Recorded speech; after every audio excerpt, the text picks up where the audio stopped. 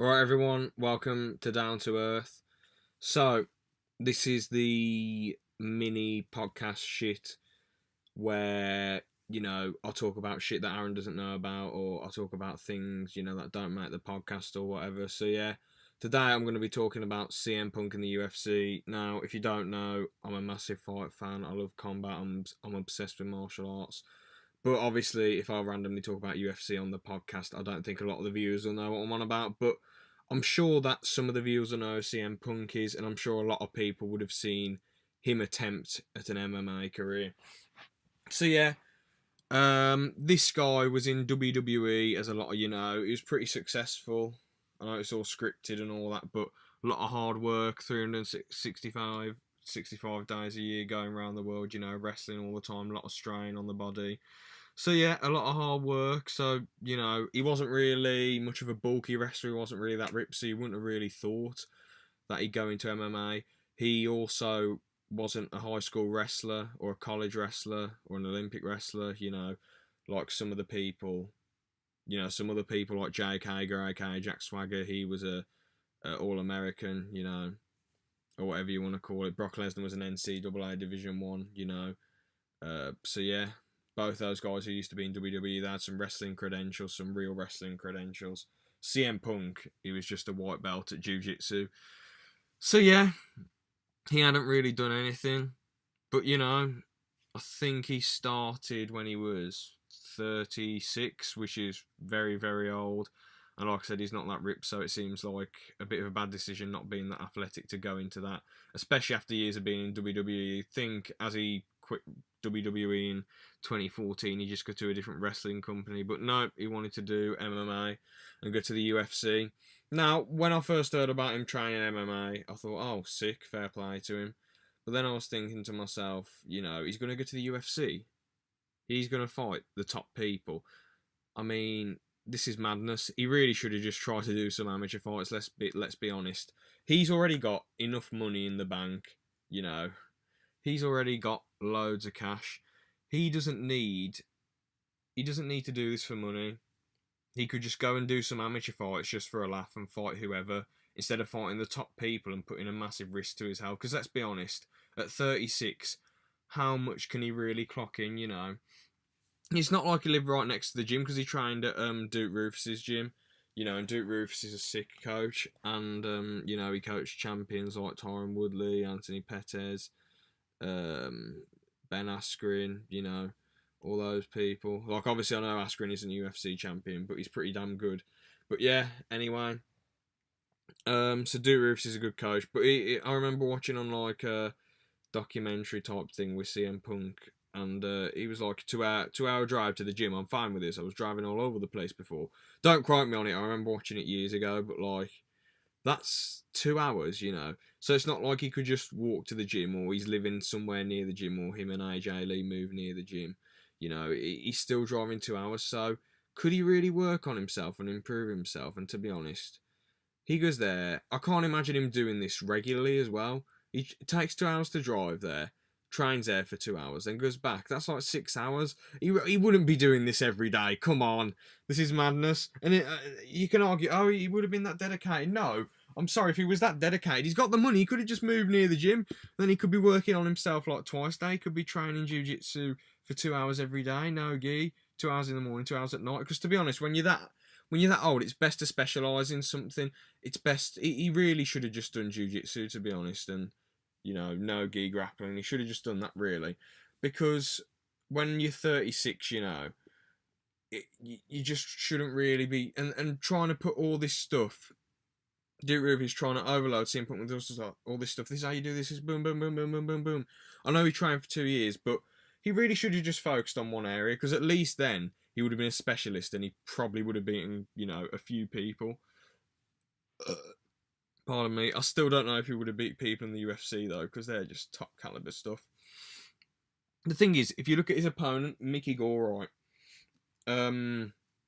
He had one fight, and then Dana White picked him up. He was like, yo, do you want to fight CM Punk? And Mickey Gore just wrecked him. He just took him down and just mugged him off totally and submitted him. So, yeah, that was that. And then CM Punk came back one more time against Mike Jackson. And obviously, even though Mike Jackson beat him, Dana White went mental, and Mike Jackson never got another fight. To be honest, you know, but yeah, back to Mickey Gall. He then beat Sage Northcutt, then lost to Randy Brown, then beat George Sullivan, then got his ass kicked by Diego Sanchez, and Diego Sanchez was a weight division below. So, for those of you that don't know, Mickey Gall probably water on the night, on the day of the weigh-in, the day before the weigh-in, they stop drinking water, and I don't know, they go in the sauna, put a sweatsuit on, go on long runs, and they don't drink any water. They want to get all the water out of their body. So Mickey Gall was probably losing 20 pounds in water weight, I reckon. And Diego Sanchez, you know, he was 12 stone, like 168 pounds, and after weighing at 170.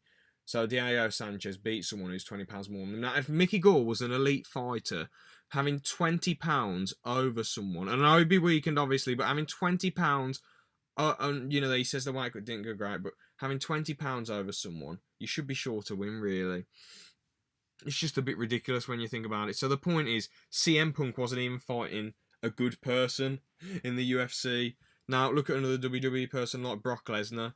He, you know, I know he got his ass kicked by Cain Velasquez and Overeem. You know, Lesnar just looked a fool, and obviously he got submitted by Frank Mir in his first fight. But Frank Mir's quite a good submission artist, you know. Lesnar got him down, but then Mir just got the leg lock on him. So, you know, that was that really. But yeah, Lesnar did better, because I know he was fighting some rubbish people. You know, obviously he fought better people. I know he came back and he was done for steroids, but Lesnar, you know, he beat Shane Carwin, who had never been stopped before. That's an achievement. And I know he beat a 43-year-old who weighed 60 pounds less than him in Randy Couture. But still, he still beat someone who was amazing.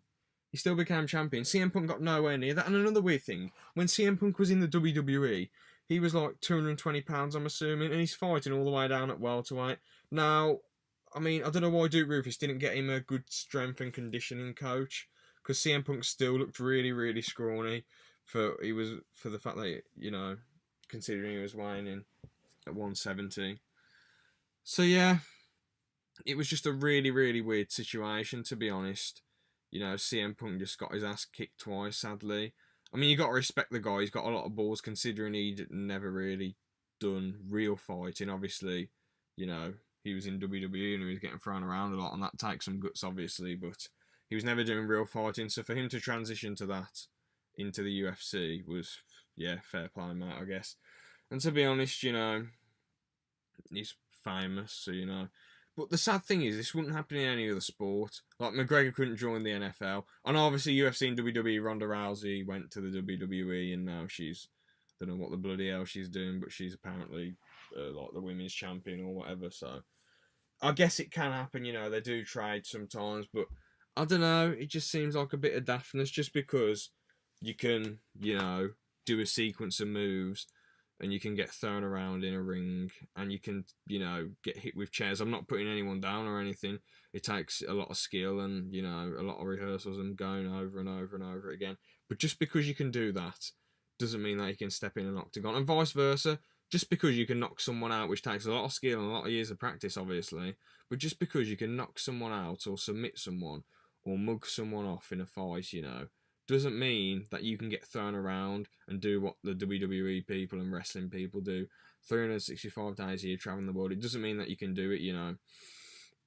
But yeah, I mean, more power. Like, I know this contradicts what I just said, but more power to them if they want to do it at the end of the day. But, you know, I don't really think there can be someone that's successful, like, doing it, like, getting to a high level at something, and, you know, you've done this for years and years and years and years and years of your life in the sport or whatever, and then you transition to another sport. I think it's quite hard to do, and it's quite hard to excel and be one of the best people in that other sport. But yeah, that's my conclusion, really. That's where I'll leave it. So thanks for watching. See ya.